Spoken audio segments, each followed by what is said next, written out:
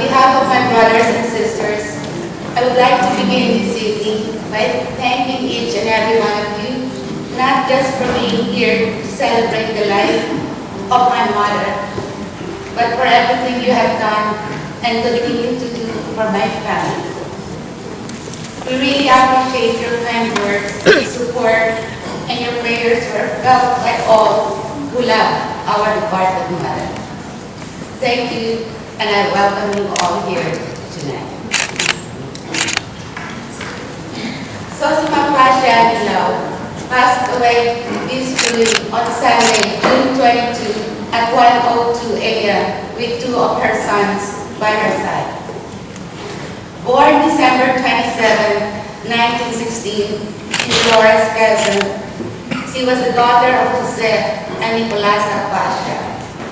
She married the late Anilao on January 22, 1943. In addition to her husband, she was preceded in death by the oldest daughter, Esther Anilao Hilera, in 2007. She outlived her four brothers, Juan, Jesus, Venancio, and Aquilino Pasha, her only sister, Lorenza Benson, and four sister-in-laws, Olivia, Salud, Cyrilla, and Teresa Pasha. She is survived by her 6 children, Ophelia and husband Noel Rojas, Cesar Anilao, Manuel and wife Marlene Anilao, Roland Anilao, and myself, Lorie is my name, and Eric Anilao. 9 grandchildren: Geraldine Hilera, Jennifer Averin, Jerome Rex Hilera, Rob James Anilao, Charity Anilao, Jana May Anilao, Emmanuel Jan Anilao, and Eric Odan Anilao. 4 great-grandchildren: Akshona and Fabio Anilao, Grace Averin, and the last but not the least, 8-month-old Ethan Hilera. Unfortunately, too many beloved nieces and nephews to mention or even count. But to name the eldest nephew, Mr. Rogelio Pasha, who's arriving tomorrow from Toronto with his wife, Sam Pasha. And a special grandchild from her husband's side, Mildred Anilao of Calgary, whom she treated mom just like her real own grandmother and had strong bonding with mom. My mother was truly a remarkable woman. She had such a long life. From the time she came to Canada in 1993, she lived with my elder sister Ophelia, who was my mom's primary caregiver, and who really took good care of mom, from dressing her up elegantly during parties and special occasions such as birthdays for herself, for the relatives and friends, taking her to all her doctor's appointments, eye and dental checkups, to long trips for holidays with some form of entertainments such as pleasure and fun in the Philippines and in Las Vegas. In short, Mom had 21 good, wonderful years with my sister Ophelia, and it's because of you, Ate Opie, our mother got to live to the age of 97 years old. I speak for all when I say thank you.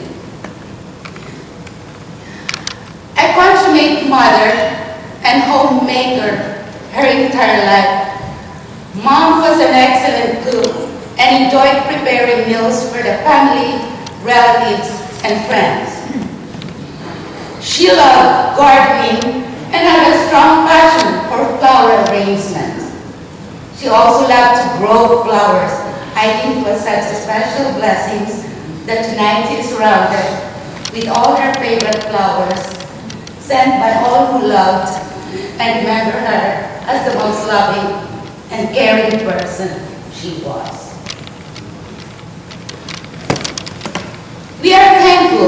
that our mother taught us to love each other in a way that made this getting through possible.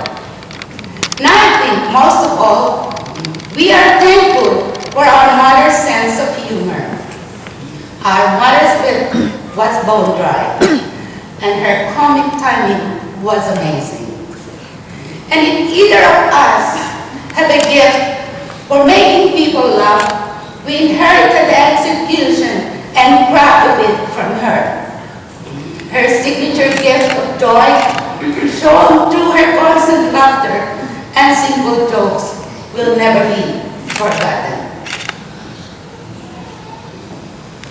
For all of us who are blessed enough to know and love our mother, the only thing that will truly capture who she was are the warm memories that we each hold within our hearts. Our mother played a lot of roles throughout her lifetime. Inay to us, her children, Lola to her grandchildren, Nana to her great-grandchildren, and Nanay to all who are here tonight, and so many more. No matter what troubles arose, at the end of the day, she always had a very large heart and was filled with nothing but love. I remember her easy smile, her friendly manner, her smooth skin, and the way she wore her wig.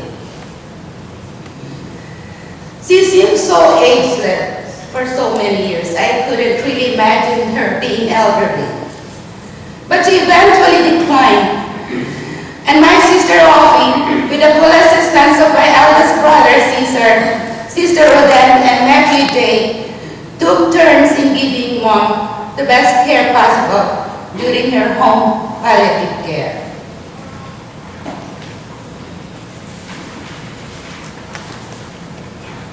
I remember very well the last conversation I had with Mom. That was 6 weeks ago, when I was lying down beside her and cuddling her in my arms. Jokingly, I asked her to give me her favorite numbers. She replied by saying, "I don't know any numbers anymore. I'm too lazy to think." But I was so persistent, and finally she said, two. Several times, she kept on repeating just the number 2. When I asked her if she has any other numbers that she liked, she answered briefly, "That's it, and that's enough. I'm too sleepy." Coincidentally, her date of death was June 22. She married my dad January 22 and will be laid down to rest on July 2, and she passed away with 2 of my brothers besides her. The hardest part is that her last few days of her life, she couldn't speak anymore. Now I wonder if I guessed right what she wanted and what she was trying to say to me. It hurts me to think that I may not understood her right and helped her fulfill her last wishes. My 5 siblings and I, her grandchildren and great-grandchildren, were everything for our mother, and she was everything to us. She did everything possible for us to stick together, although we're far apart. She gave us so much. I just wish I could have given back to her. So to you, Mom, we offer you these parting words. We love you, we will always love you, and we will never forget you. We will greatly miss you, and you will be our guiding light in times of darkness. Your memories will live on in us all forever.